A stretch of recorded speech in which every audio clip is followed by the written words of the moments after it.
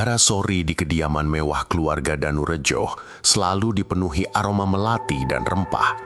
Campuran wewangian mahal yang seolah ingin menutupi bau amis di paliknya. Rumah bergaya kolonial yang berdiri kokoh di atas lahan luas itu adalah saksi bisu kejayaan Pak Danurejo, seorang saudagar kawakan yang reputasinya membentang luas. Ia adalah pria tua yang disegani sekaligus ditakuti, dengan tatapan mata tajam yang mampu menembus jiwa dan suara berat yang selalu didengar. Kekayaan yang ia tumpuk selama puluhan tahun tak hanya berupa materi, tapi juga bayang-bayang masa lalu yang kelam. Di balik kemegahan itu, terdapat dua sosok pewaris yang sangat berbeda. Bram, sang putra sulung, adalah pria berusia awal 40-an dengan postur tinggi dan wajah kaku. Ia mewarisi ketegasan ayahnya, namun dengan sentuhan kesombongan yang jelas terpancar. Bram selalu berpegang teguh pada aturan dan warisan leluhur, meyakini bahwa ia adalah penerus sejati dinasti Danurejo. Ia menikah dengan Dewi, seorang wanita kalem dan anggun yang selalu berusaha menjadi penengah meski seringkali usahanya sia-sia. Mereka memiliki seorang putra, Arif, remaja pendiam yang lebih sering mengamati daripada berbicara. Kontras dengan Bram, ada Yoga, putra bungsu Pak Danurejo. Pria berusia pertengahan 30-an ini lebih santai, berjiwa bebas dan cenderung lebih emosional. Ia memiliki senyum yang ramah dan pembawaan yang mudah akrab. Namun di balik itu, tersimpan kerentanan dan sedikit sifat impulsif. Yoga adalah anak kesayangan Pak Danurejo di tahun-tahun terakhir hidupnya, yang membuat Bram seringkali merasa iri. Yoga belum menikah, namun ia memiliki tunangan bernama Sinta, seorang perawat muda yang tulus dan penuh kasih. Sinta adalah satu-satunya yang mampu menenangkan gejolak dalam diri Yoga. Situasi di rumah Danurejo saat ini adalah tenang yang menipu. Pak Danurejo terbaring sakit parah di kamar utama, dikelilingi oleh perawat pribadi dan sesekali dikunjungi oleh anak-anaknya. Atmosfer terasa berat, seolah setiap hembusan nafas sang ayah adalah hitungan mundur menuju sesuatu yang tak terhindarkan. Para pelayan bergerak dalam senyap, bisik-bisik mereka hanya berkisar pada satu topik, warisan. Semua tahu, begitu Pak Danurejo tiada, ketenangan palsu ini akan pecah dan aroma melati akan tergantikan oleh bau busuk perselisihan yang mengerikan. Setiap tatapan Bram dan Yoga, meskipun masih disimbolkan dengan kepedulian pada ayah mereka, sudah mulai menyimpan bara permusuhan, menunggu percikan pertama. Malam itu, hujan turun deras, seolah langit ikut menangisi. Gemuruh petir sesekali menyambar, menerangi jendela kamar Pak Danurejo yang tertutup tirai tebal. Di dalam, suasana mencekam. Denyut nadi Pak Danurejo semakin melemah, napasnya terputus-putus. Bram, Yoga, Dewi, dan Sinta berkumpul di samping ranjang, dilipiti ketegangan yang menyesakkan. Arif berdiri agak jauh, memandangi kakeknya dengan tatapan kosong. Bram terlihat paling tegang. Sesekali ia melirik ke arah lemari kayu jati kuno di sudut kamar, tempat sang ayah biasa menyimpan berkas-berkas penting. Pikiran Bram sudah melayang pada isi wasiat yang belum ia ketahui sepenuhnya. Yoga, di sisi lain, menggenggam erat tangan Pak Danurejo yang sudah dingin. Ada kesedihan tulus di matanya, bercampur dengan sedikit kegelisahan tentang masa depan. Sinta mengusap lembut punggung Yoga, mencoba menenangkannya. Tiba-tiba, Pak Danurejo membuka matanya sayu. Pandangannya berputar, berhenti sejenak pada Bram, lalu beralih ke Yoga dan akhirnya menatap lurus ke depan, seolah melihat sesuatu yang tak kasat mata. Bibirnya bergerak-gerak, mencoba mengucapkan sesuatu. Bram segera mendekat, menempelkan telinganya. Pecahan, harta, tidak, utuh, bisik Pak Danurejo dengan suara nyaris tak terdengar sebelum napas terakhirnya terhembus bersamaan dengan gemuruh petir yang memekakkan telinga. Seorang perawat buru-buru memeriksa denyut nadi. Inna ilahi wa inna ilaihi rajiun, ucapnya lirih. Pak Danurejo telah tiada. Hanya butuh beberapa menit setelah kepergian Pak Danurejo, suasana duka langsung berubah menjadi tegang. Bram langsung melangkah menuju lemari kayu jati kuno. Ia mengeluarkan sebuah amplop besar berwarna coklat tua yang disegel rapi. Ini pasti wasiat ayah, katanya dengan suara berat, tatapannya menyapu Yoga yang masih terpaku. Namun, sebelum Bram sempat membuka amplop itu, sebuah hembusan angin aneh terpa dari jendela yang entah bagaimana tiba-tiba terbuka. Angin itu membawa serta bau hangus yang samar. Dalam sekejap, api kecil muncul dari sudut amplop yang dipegang Bram dan membesar dengan cepat, menjilat dokumen di dalamnya. Bram terkejut, mencoba memadamkannya, tapi api itu melahap wasiat itu dalam hitungan detik. Yang tersisa hanyalah abu hitam yang berhamburan di lantai, seolah pesan penting telah sengaja dihilangkan dari keberadaan. Yoga menatap kejadian itu dengan mata terbelalak. Begitu pula yang lain. "Apa-apaan ini?" seru Bram dengan suara dipenuhi amarah dan ketidakpercayaan. "Siapa yang melakukan ini?" Kehilangan wasiat berarti hilangnya pegangan. Pembagian harta kini tergantung pada kesepakatan, atau lebih tepatnya pada ambisi masing-masing. Bibit perselisihan yang selama ini tersembunyi kini menemukan lahan subur untuk tumbuh. Hujan di luar semakin deras, seolah menenggelamkan rumah Danurejo dalam lautan kemarahan dan ketidakpastian. Kepergian Pak Danurejo dan insiden terbakarnya wasiat mengubah suasana duka menjadi arena perang dingin. Pemakaman berlangsung khidmat, namun di balik sorot mata setiap anggota keluarga tersembunyi kecurigaan yang menusuk. Bram dengan raut wajah keras adalah yang pertama melancarkan serangan. "Aku tahu ini bukan kebetulan," ujar Bram. Suaranya rendah namun penuh penekanan saat mereka berkumpul di ruang keluarga setelah upacara pemakaman. Ia menatap tajam ke arah Yoga. "Wasiat itu tak mungkin terbakar begitu saja. Pasti ada yang sengaja melakukan ini." Yoga mengangkat dagu, ekspresinya defensif. "Apa maksudmu, Kak? Jangan menuduh sembarangan." Ia merasa sakit hati dengan tuduhan tak langsung itu. "Aku juga ada di sana. Aku melihatnya. Siapa yang berani melakukan hal sekeji itu di saat terakhir ayah?" "Kau yang paling diuntungkan, Yoga. Selama ini ayah selalu membela dan memberimu lebih. Wasiat itu mungkin memberatkanmu, kan?" Dewi, istri Bram, mencoba menenangkan suaminya. "Mas, jangan seperti itu. Ini masih suasana duka." "Duka?" tegus Bram. "Ini bukan lagi duka, tapi penipuan. Aku yakin ada konspirasi di balik ini." Matanya kembali menyorot Yoga. "Siapa lagi kalau bukan orang yang paling dekat dengan ayah di saat-saat terakhirnya?" Sinta, tunangan Yoga, tak tinggal diam. Ia maju selangkah, menatap Bram dengan berani. "Tuan Bram, tolong jaga bicara Anda. Yoga sangat menyayangi ayahnya. Dia tidak akan pernah melakukan hal sekeji itu." "Menyayangi?" Bram tertawa sinis. "Menyayangi atau mengincar harta?" Pertengkaran sengit tak terhindarkan. Nada suara meninggi, kata-kata kasar terlontar. Persaudaraan yang dulu retak, kini pecah berkeping-keping. Arif, putra Bram, hanya bisa meringkuk di sofa, wajahnya pucat. Ia merasakan aura permusuhan yang begitu kuat, seolah ada entitas tak kasat mata yang menikmati perselisihan mereka. Esoknya, pengacara keluarga, Tuan Wiratama, datang untuk membahas kelanjutan warisan. Tanpa wasiat, semua kembali ke hukum waris adat atau musyawarah keluarga. Bram langsung menyatakan tuntutannya. Dia sebagai putra sulung dan pewaris sah, berhak atas sebagian besar harta, terutama tanah dan perusahaan keluarga. Yoga menolak keras. "Ayah tidak pernah membedakan kami. Harta ini harus dibagi rata. Aku juga mengurus ayah selama ini." Tuan Wiratama menghela napas. Ia tahu, tanpa wasiat yang jelas, sengketa ini akan panjang dan rumit. "Saya sarankan Anda duduk bersama, membicarakannya baik-baik. Kalau tidak, kasus ini bisa berlarut-larut di pengadilan." Namun saran itu bagai angin lalu. Baik Bram maupun Yoga sama-sama berpegang teguh pada keinginan mereka, didorong oleh amarah dan kecurigaan yang membara. Retakan di antara mereka melebar menjadi jurang. Rumah Danurejo yang tadinya megah kini terasa sempit, dipenuhi hawa permusuhan yang mencekik. Mereka belum tahu, perpecahan ini hanyalah awal dari serangkaian teror yang jauh lebih mengerikan yang akan menuntut lebih dari segedar harta. Pasca perdebatan sengit di ruang keluarga, hubungan Bram dan Yoga kian membeku. Mereka mulai menghindari satu sama lain.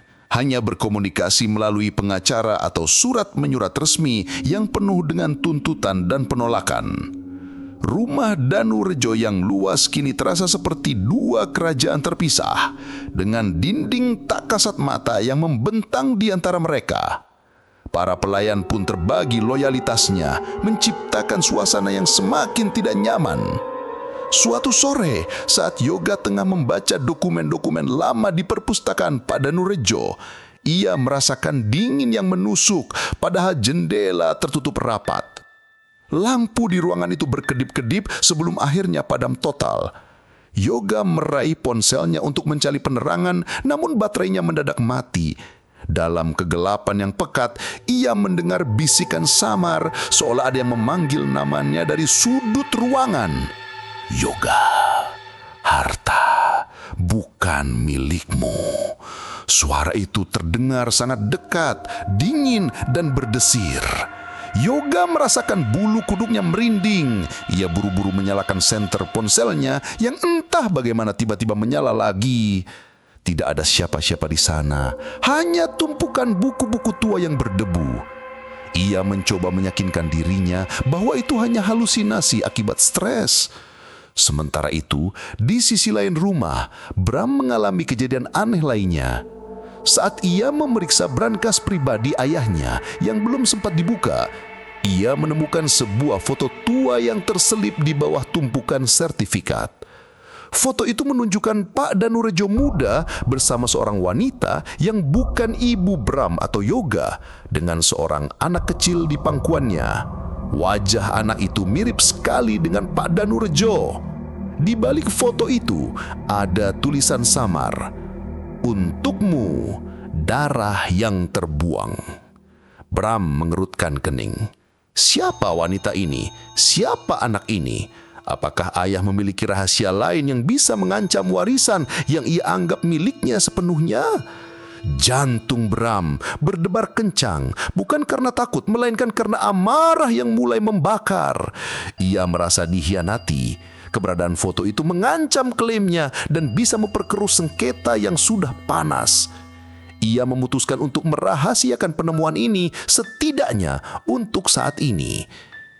Malam harinya, saat semua anggota keluarga sudah tidur, terdengar suara gesekan benda berat dari loteng.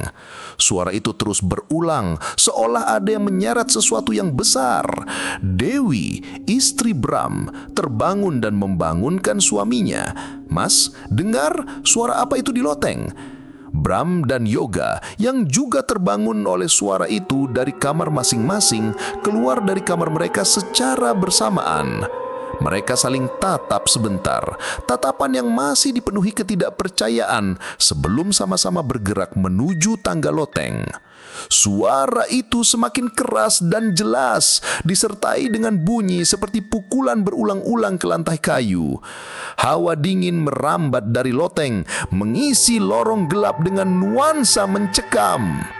Mereka berdua tahu suara itu tidak mungkin disebabkan oleh hewan pengerat. Ini adalah sesuatu yang lain, sesuatu yang lebih besar dan jauh lebih menyeramkan. Kehadiran aneh di rumah Danurejo mulai menunjukkan wujudnya, bukan lagi sekedar bisikan atau bayangan, melainkan ancaman nyata yang tak bisa lagi diabaikan. Sengketa harta mereka kini tak hanya berhadapan dengan hukum dan ambisi manusia, tetapi juga dengan kekuatan tak kasat mata yang mulai menuntut perhatian. Suara-suara di loteng malam itu membekas dalam ingatan Bram dan Yoga. Meskipun mereka berusaha mencari sumbernya, loteng itu kosong, hanya berisi tumpukan barang-barang lama yang berdebu.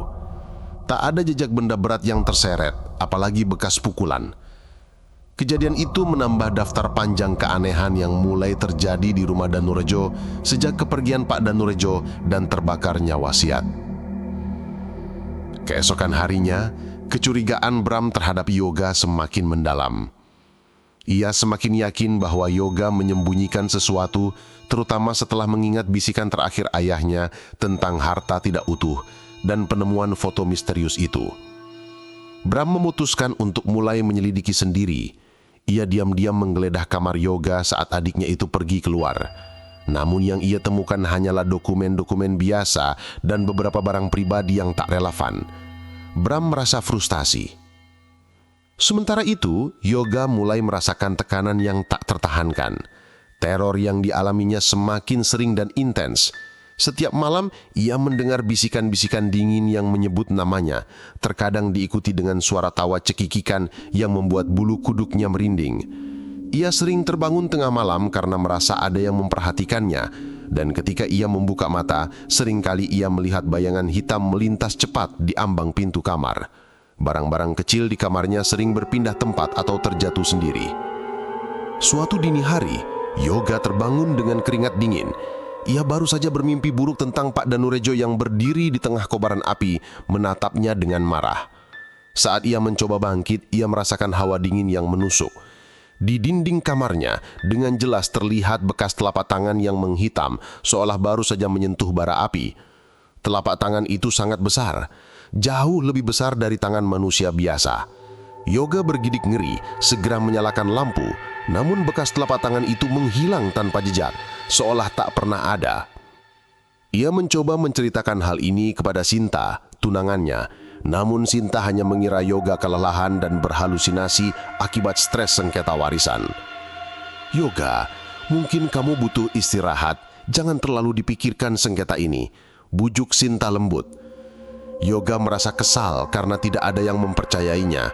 Namun ia juga tidak bisa menyalahkan mereka.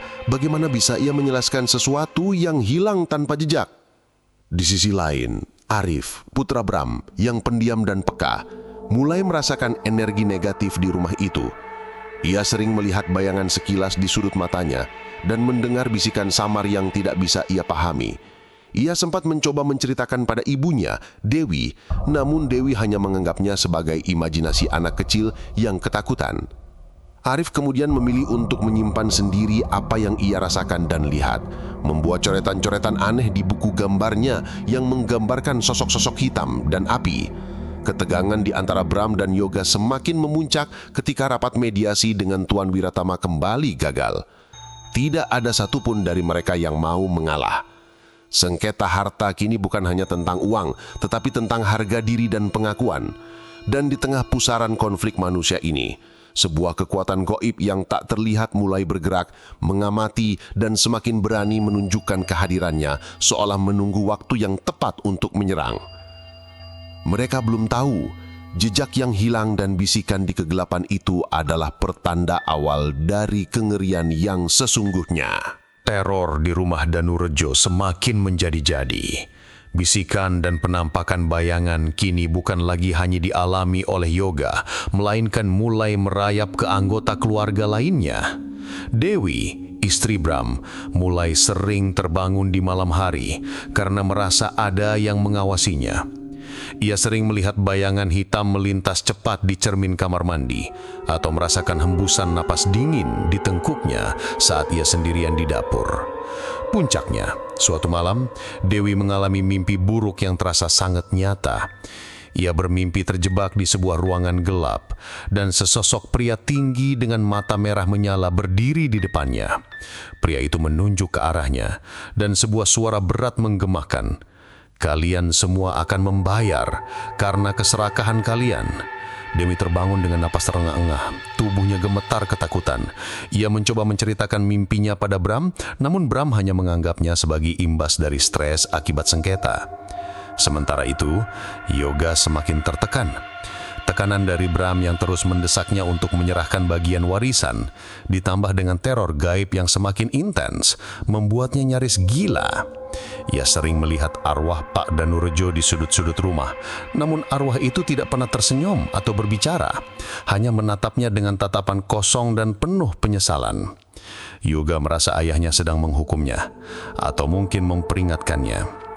Pagi harinya, sebuah kejadian mengerikan terjadi. Salah satu pelayan senior yang sudah bekerja puluhan tahun di rumah Danurejo, Mbok Jun, ditemukan tak sadarkan diri di dapur. Wajahnya pucat pasi, matanya melotot ketakutan, dan ia memegang erat sebuah pisau dapur. Ketika sadar, Mbok Jun meracau tak jelas tentang bayangan hitam besar yang menyeretnya. dan suara jeritan dari dinding. Ia menolak keras untuk tetap tinggal di rumah itu, dan dengan sisa-sisa kekuatannya, Bok Jum memutuskan untuk pergi meninggalkan rumah Danurjo dengan ketakutan yang mendalam di matanya. Kepergian Bok Jum yang selalu dianggap sebagai bagian dari keluarga menjadi pukulan telak.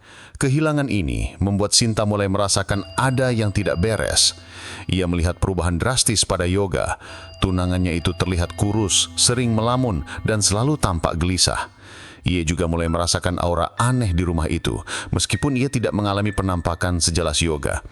Ia mencoba mencari tahu lebih lanjut tentang sejarah rumah dan keluarga Danurjo, berharap menemukan petunjuk. Di sisi lain, Bram semakin terobsesi dengan wasiat yang terbakar dan rahasia keluarga. Ia menyewa seorang detektif swasta untuk menyelidiki latar belakang Pak Danurjo dan mencari tahu tentang wanita dan anak di foto misterius itu. Pikiran Bram dipenuhi kekhawatiran bahwa ada pewaris lain yang akan muncul dan mengklaim bagiannya. Ia tidak menyadari bahwa semakin ia menggali, semakin dalam pula ia menarik keluarganya ke dalam pusaran kegelapan yang tak terbayangkan. Teror di rumah itu kini bukan hanya ancaman, melainkan peringatan yang semakin keras, mengisyaratkan bahwa harta itu tidaklah gratis dan ada harga yang harus dibayar dengan nyawa. Setelah kepergian Bok Jum, suasana di rumah Danurjo menjadi semakin sepi dan mencekam. Para pelayan yang tersisa pun bekerja dengan ketakutan. Bisik-bisik mereka kini terang-terangan menyebut nama hantu atau kutukan. Yoga semakin parah. Ia sering berbicara sendiri. Tatapannya kosong dan kantung mata menghitam. Sinta semakin khawatir. Ia merasa harus melakukan sesuatu. Ia mulai mencari informasi tentang paranormal atau ahli spiritual yang bisa membantu. Suatu siang, saat Dewi sedang menyisir rambut di depan cermin kuno di kamar tidurnya, ia melihat sesuatu yang mengerikan. Di belakang pantulan dirinya, di sudut cermin, muncul sesosok wanita berpakaian putih lusuh dengan rambut panjang terurai menutupi wajahnya. Wanita itu tidak bergerak, hanya berdiri di sana, mengawasi Dewi dengan tenang. Jantung Dewi berpacu. Ia memejamkan mata, lalu membukanya lagi. Sosok itu masih ada. Tiba-tiba, tanpa suara, cermin itu retak dari tengah, seperti dihantam sesuatu yang sangat keras, membentuk pola laba-laba. Dewi menjerit histeris, menjatuhkan sisirnya, dan mundur ketakutan. Teriakan Dewi membuat Bram dan Arif berlari ke kamarnya. Mereka melihat cermin yang retak dan wajah Dewi yang pucat pasi. Bram mencoba menenangkannya, namun Dewi terus menunjuk ke arah cermin, terisak-isak menjelaskan apa yang ia lihat. Bram, yang skeptis, hanya menganggap itu perbuatan iseng pelayan atau retakan lama yang kebetulan membesar. Namun, ia tidak bisa mengabaikan rasa dingin yang menusuk di kamar itu. Di sisi lain, penyelidikan rahasia Bram mulai membuahkan hasil. Detektif swasta yang disewanya berhasil melacak keberadaan wanita di foto misterius itu. Namanya Retno, dan ia adalah seorang penyanyi opera di masa muda Pak Danurjo. Lebih mengejutkan lagi, Retno ternyata memiliki seorang putra bernama Dito yang usianya sebaya dengan Yoga, dan Pak Danurjo adalah ayah kandungnya. Retno meninggal beberapa tahun yang lalu, meninggalkan Dito hidup sebatang kara. Kebenaran ini bagai petir di siang bolong bagi Bram. Ayahnya memiliki anak lain, pewaris rahasia.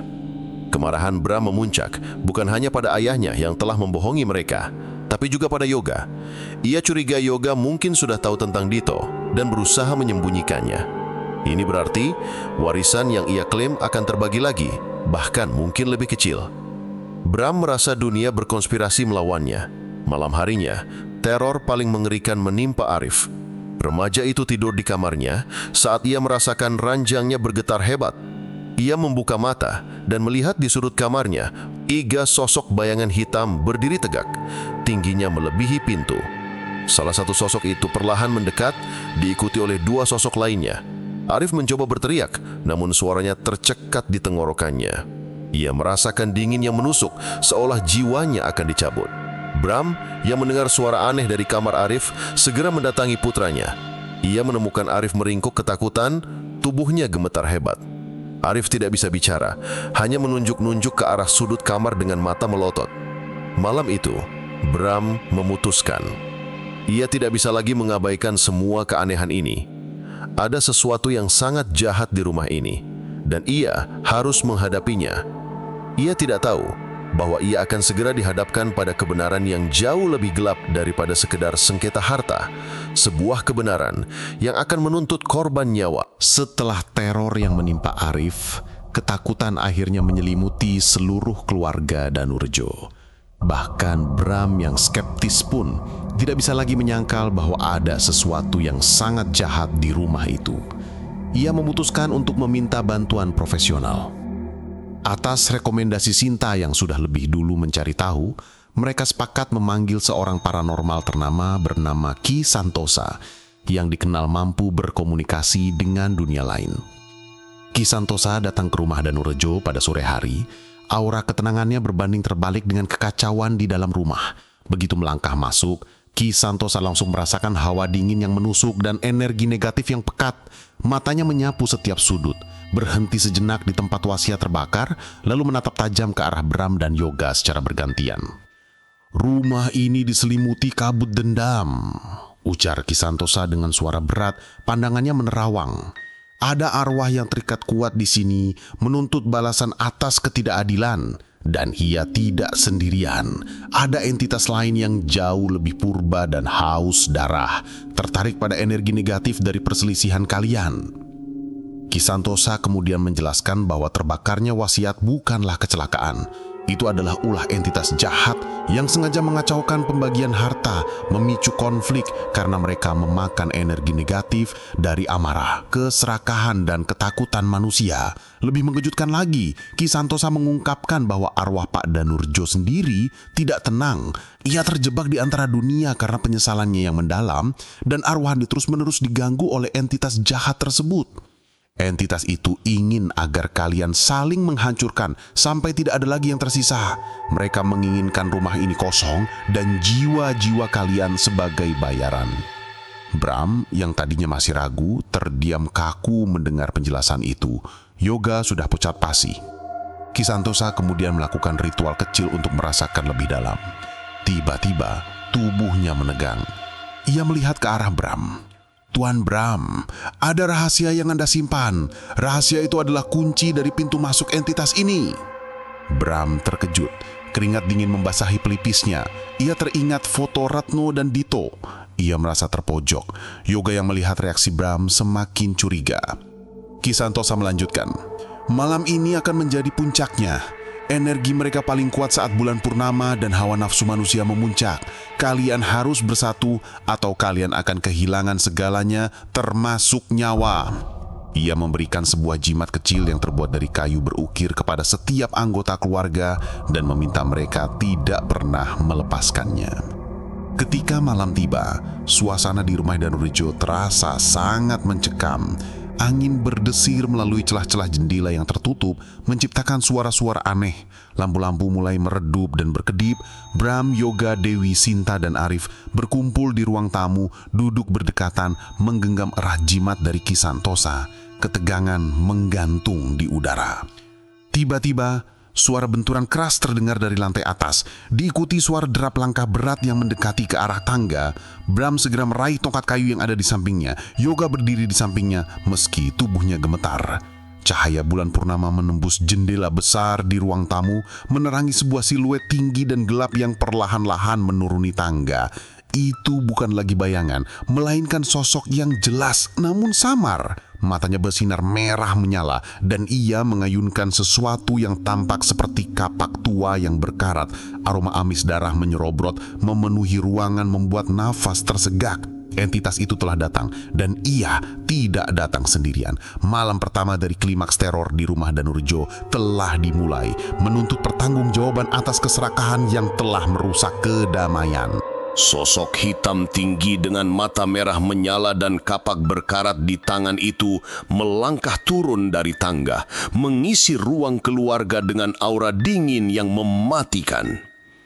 Aroma amis darah dan tanah kuburan menusuk hidung, membuat semua orang mual. Itu bukan ilusi, itu nyata. Bram dengan gagah berani mengacungkan tongkatnya. "Siapa kau? Apa maumu?" teriaknya meskipun suaranya sedikit bergetar. Entitas itu tidak menjawab. Ia mengangkat kapaknya tinggi-tinggi, seolah bersiap menebas. Namun, bukan Bram yang menjadi sasarannya, melainkan Yoga yang berdiri di belakangnya. Sosok itu bergerak sangat cepat, nyaris tak terlihat oleh mata telanjang. Bram segera menarik Yoga ke samping, menyebabkan kapak itu menghantam lantai marmer dengan keras, meninggalkan retakan besar. Ki Santosa dengan cepat maju ke depan, melafalkan mantra-mantra kuno dalam bahasa yang tidak dimengerti. Asap putih tipis mulai mengepul dari jimat di tangan Ki Santosa dan entitas itu tampak bergeming seolah terganggu. Kalian tidak mengerti. Suara berat dan serak milik entitas itu akhirnya terdengar bergema di seluruh ruangan. Darah harus dibayar dengan darah. Keserakahan kalianlah yang memanggilku. Seketika itu, rumah itu bergetar hebat. Jendela-jendela berderak, lampu gantung bergoyang liar, dan vas-vas bunga berjatuhan pecah berkeping-keping. Dewi berteriak ketakutan, memeluk Arif erat. Sinta berusaha menjaga ketenangan, menggenggam tangan Yoga yang gemetar. Ki Santosa mengerahkan seluruh kekuatannya. Arwah Pak Danurejo, lepaskan dirimu dari belenggu iblis ini. Ingat penyesalanmu, serunya menuju ke arah entitas itu. Pada saat itulah, sebuah kebenaran pahit terungkap. Sosok di hadapan mereka perlahan mulai berubah wujud. Wajahnya yang semula samar, kini tampak jelas, meskipun masih dipenuhi amarah dan penderitaan. Itu adalah wajah Dito, putra rahasia Pak Danurjo yang diceritakan detektif kepada Bram. Namun, tubuhnya tampak membusuk dan matanya memancarkan kesedihan mendalam yang bercampur dendam. Aku terbuang, suara Dito menggema, penuh kesakitan. Aku mati karena kelaparan, karena tidak dianggap. Harta ini seharusnya milikku juga. Ki Santosa menjelaskan, dia adalah arwah yang penuh dendam. Ia tidak bisa beristirahat karena merasa tak adil. Dan entitas jahat itu memanfaatkannya, merasuki dan mengendalikannya untuk mencapai tujuannya sendiri, yaitu kehancuran keluarga Danurejo. Dito yang dirasuki kemudian menoleh ke arah Bram. Kapaknya terangkat. Kaulah yang paling tamat, kau yang menolakku, kau yang mengambil semua. Bram terpaku. Rasa bersalah dan kengerian membanjiri dirinya. Ini bukan hanya hantu, ini adalah keluarganya sendiri yang telah ia buang dan lupakan. Ini adalah harga dari rahasia dan keserakahan ayahnya yang kini menuntut balas. Ki Santosa tahu mereka tidak punya waktu. Kekuatan Dito yang dirasuki makin besar. Bram, Yoga, kalian harus bersatu. Singkirkan ego kalian. Hanya dengan mengakui kebenaran dan berdamai, kalian bisa membebaskan dia. Tapi waktu mereka hampir habis. Dito yang dirasuki melesat maju. Kapaknya terangkat, mengarah langsung ke arah Bram.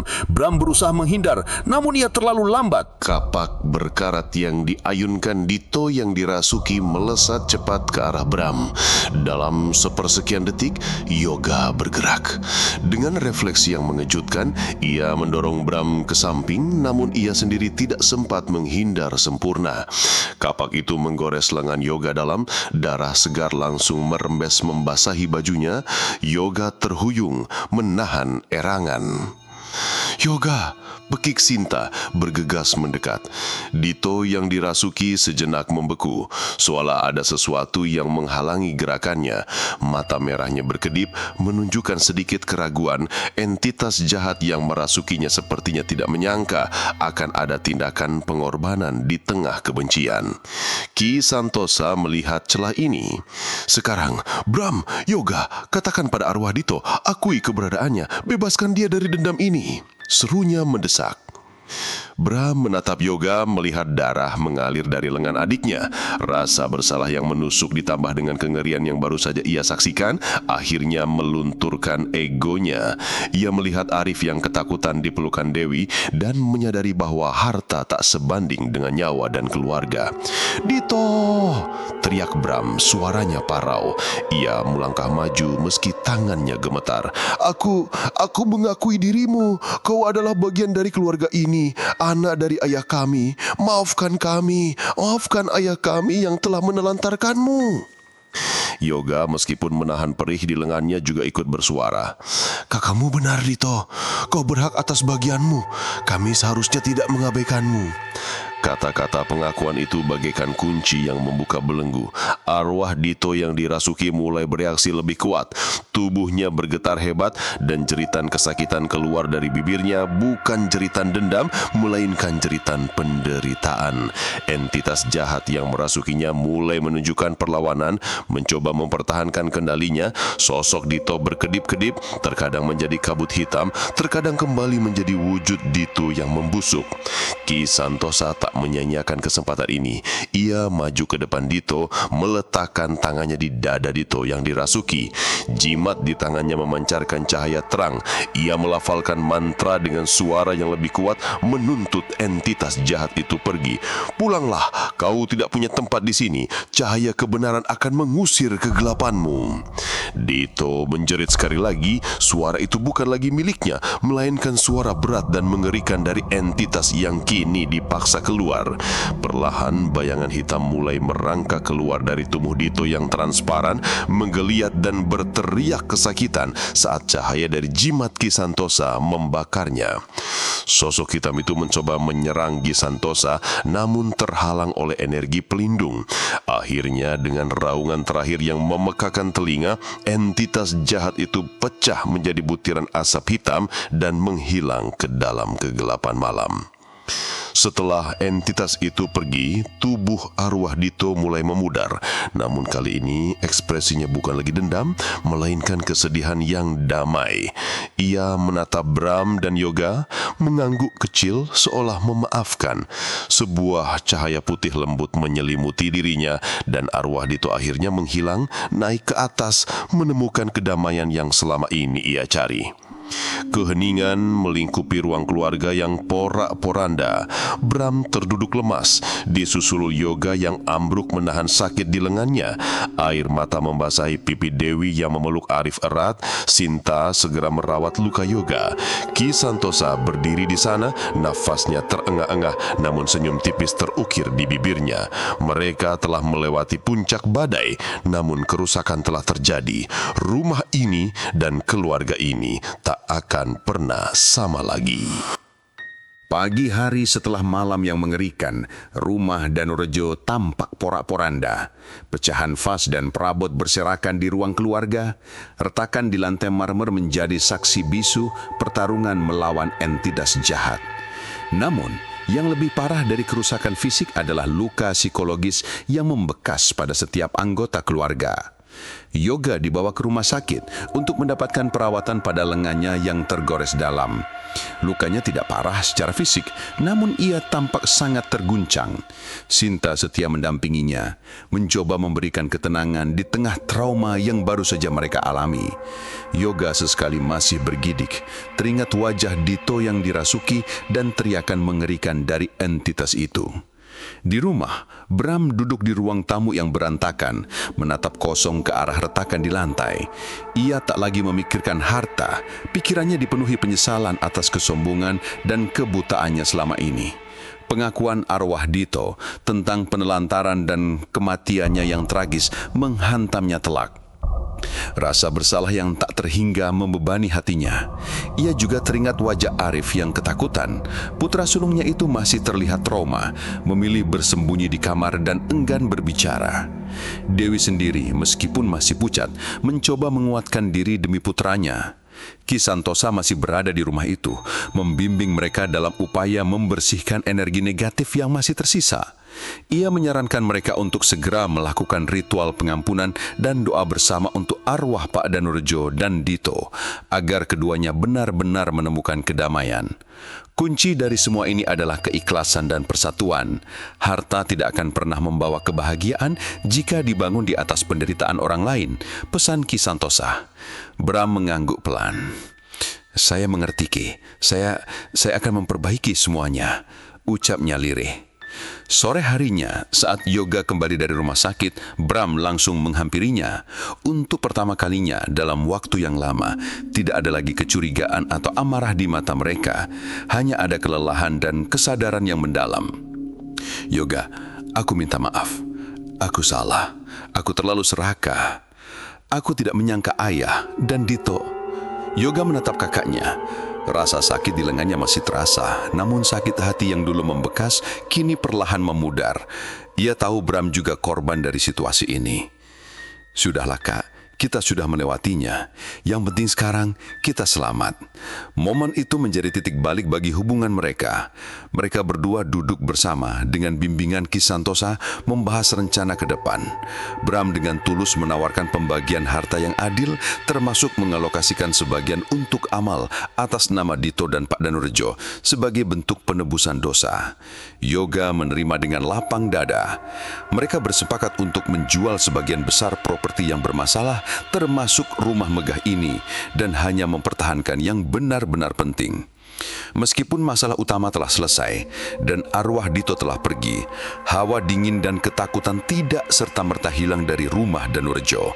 Luka akibat sengketa harta yang meregang nyawa ini tidak hanya terukir di dinding, tetapi juga di jiwa mereka. Resolusi konflik ini hanyalah langkah awal dari proses penyembuhan yang panjang. Setelah malam yang penuh kengerian, keluarga Danurejo memutuskan untuk tidak menunda lagi proses pembersihan dan pengampunan. Atas saran Ki Santosa, mereka mengadakan doa bersama dan ritual sederhana di ruang keluarga yang kini telah dibersihkan. Aroma kembang 7 rupa dan asap kemenyan mengisi ruangan, menggantikan bau amis darah yang sempat menyeruak. Bram dan Yoga duduk berdampingan, membaca doa-doa dengan khusyuk. Raut wajah mereka kini memancarkan ketenangan yang belum pernah terlihat sebelumnya.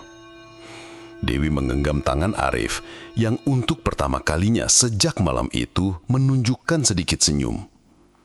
Ia tampak lebih tenang, seolah beban berat telah terangkat dari pundaknya. Sinta duduk di samping Yoga, memberikan dukungan moral. Ki Santosa memimpin ritual, mengalirkan energi positif ke seluruh penjuru rumah. Ia menaburkan air suci dan melafalkan mantra-mantra pengusiran. Selama ritual berlangsung, mereka semua merasakan hembusan angin sejuk yang aneh, seolah ada sesuatu yang lewat dan pergi. Arwah Pak Danurejo yang selama ini terjebak, kini terasa lebih ringan. Arwahnya yang sebelumnya muncul dengan tatapan kosong dan penuh penyesalan, kini terlihat sekilas oleh Yoga dan Arif dengan senyum tipis, sebelum akhirnya menghilang sepenuhnya. Mereka merasakan kepergian yang damai, seolah sang ayah akhirnya menemukan ketenangan. Setelah ritual selesai, Ki Santosa menghela napas lega. Energi negatif yang pekat sudah terangkat. Arwah Pak Danurejo dan Dito telah menemukan jalan mereka. Mereka berdua kini telah tenang, ujarnya. Namun, sisa-sisa trauma akan membutuhkan waktu untuk pulih sepenuhnya. Bram dan Danurejo menatap Ki Santosa dengan mata berkaca-kaca. Terima kasih Ki, terima kasih banyak. Di hari-hari berikutnya, suasana di rumah Danurejo mulai berangsur normal. Tidak ada lagi bisikan, bayangan, atau barang yang bergerak sendiri. Ketegangan yang mencekik selama berbulan-bulan perlahan sirna. Namun kejadian itu meninggalkan bekas luka yang dalam. Arif masih mengalami kesulitan tidur dan membutuhkan pendampingan psikologis untuk mengatasi traumanya. Dewi juga sesekali masih bergidik jika mendengar suara-suara aneh, meski ia berusaha keras untuk melawannya. Yoga dan Bram kini berkomunikasi secara terbuka. Mereka mulai membahas pembagian harta secara adil, bukan lagi dengan tuntutan, melainkan dengan musyawarah. Properti-properti yang bermasalah, termasuk rumah megah ini, mereka putuskan untuk dijual. Keputusan itu tidak mudah, karena rumah ini menyimpan banyak kenangan, baik indah maupun pahit. Namun mereka tahu, ini adalah satu-satunya cara untuk memulai lembaran baru tanpa bayang-bayang masa lalu yang kelam. Mereka juga sepakat untuk mendirikan sebuah yayasan kecil atas nama Dito untuk membantu anak-anak yatim piatu yang kurang beruntung sebagai bentuk penebusan atas kesalahan yang tidak disengaja oleh keluarga mereka. Mereka ingin memastikan tidak ada lagi darah yang terbuang seperti Dito. Meskipun jalan menuju pemulihan masih panjang, keluarga Danurejo akhirnya menemukan kedamaian bukan dalam kemewahan harta, tetapi dalam persatuan dan pengakuan akan kesalahan.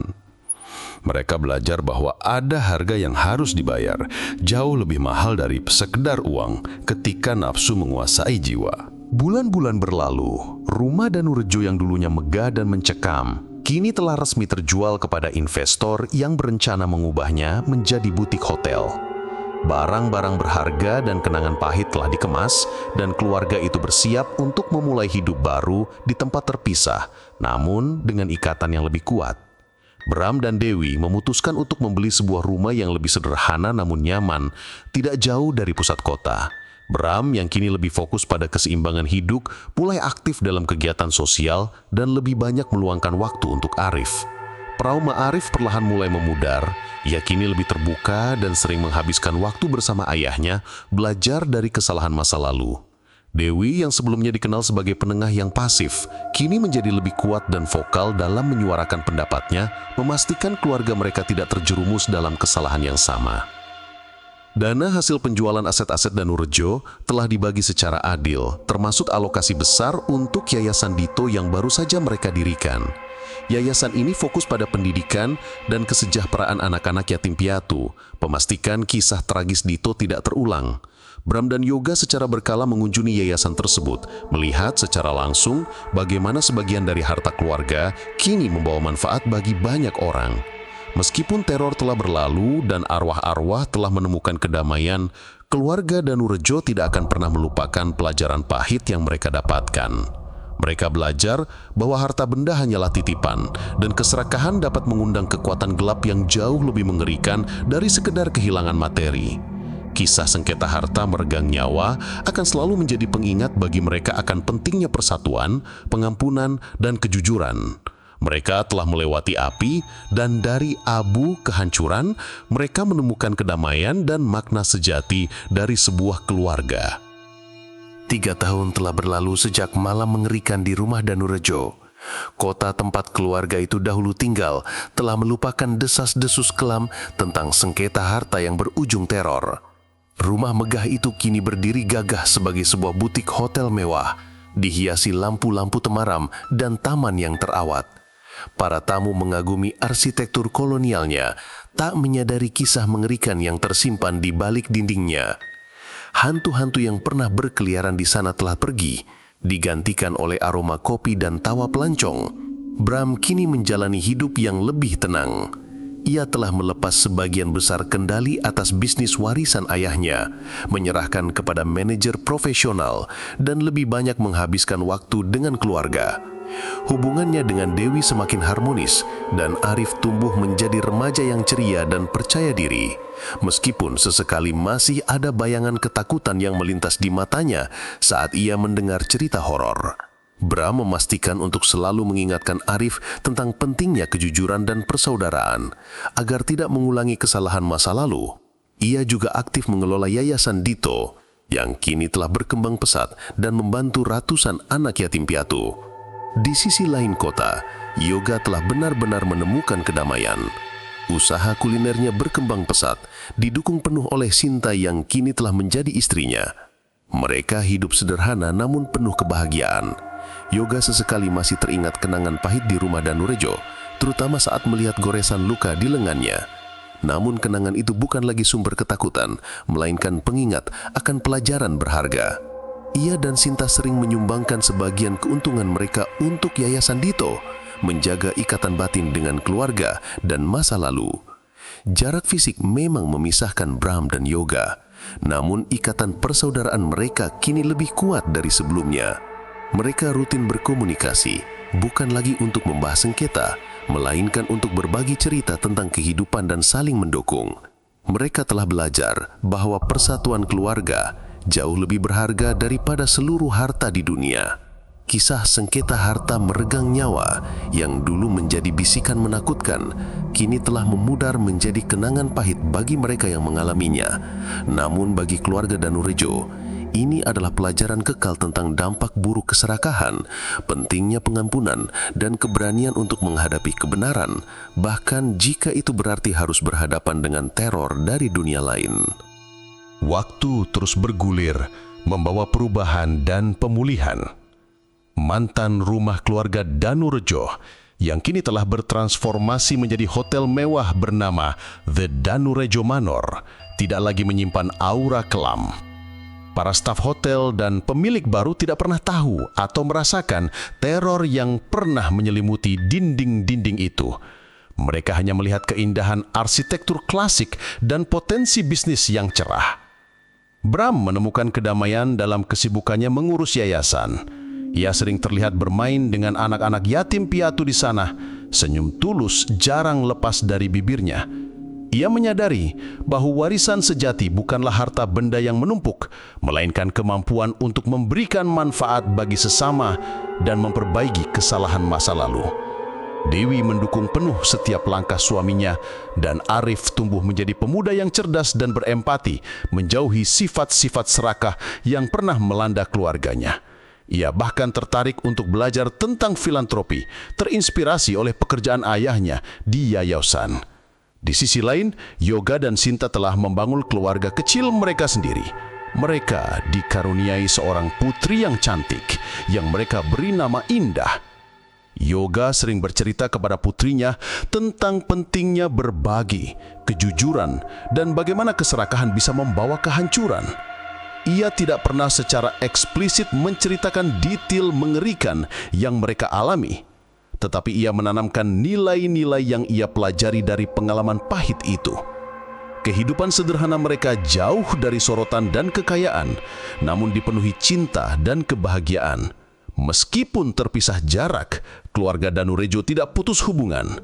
Setiap tahun, pada peringatan meninggalnya Pak Danurejo, Bram dan Yoga akan berkumpul di makam ayah mereka, bukan dengan dendam atau kecurigaan, melainkan dengan doa tulus dan hati yang damai. Mereka akan berbagi cerita tentang kemajuan yayasan dan kehidupan masing-masing. Pertemuan itu selalu diakhiri dengan kunjungan ke Yayasan Dito, melihat bagaimana nama yang dulu terlupakan kini membawa harapan. Mereka tahu bahwa rumah tua itu mungkin telah berganti pemilik dan kisah tragisnya mungkin telah dilupakan oleh banyak orang. Namun bagi mereka, warisan paling berharga yang ditinggalkan Pak Danurejo bukanlah kekayaan melimpah, melainkan pelajaran pahit tentang dampak kehancuran akibat sengketa dan keserakahan. Pelajaran itulah yang kini menjadi fondasi bagi kehidupan baru mereka yang penuh makna dan kedamaian. Mereka telah menemukan cahaya di tengah kegelapan, bukti bahwa bahkan dari tragedi paling kelam sekalipun dapat lahir harapan dan kebangkitan. Tahun demi tahun berlalu, generasi baru mulai tumbuh, dan kisah kelam keluarga Danurejo perlahan menjadi legenda. Sebuah cerita yang kadang diceritakan dengan bisik-bisik di malam hari oleh mereka yang pernah mendengar sisa-sisa desas-desus. Bram dan Yoga yang kini telah menua, hidup dengan damai, dikelilingi oleh keluarga yang utuh dan penuh kasih.